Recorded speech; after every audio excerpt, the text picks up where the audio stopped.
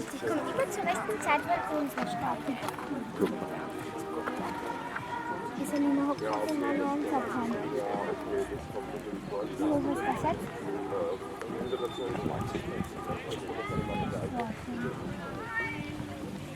Ist die Karin da? Ja. Hm? Ja.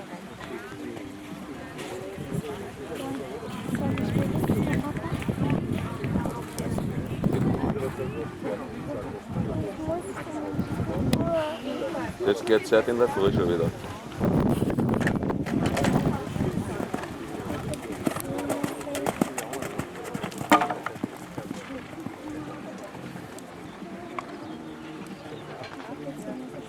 Nein, musst du nicht um 4:10, wenn wir um 10:30 Uhr reiten machen. Ich glaube, es wird schon noch nicht werden.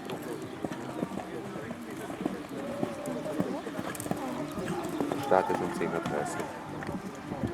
Du, wenn du schnell bist, kriegst du mehr Punkte oder nicht?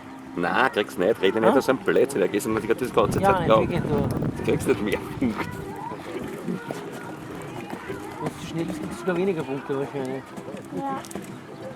Aber Aber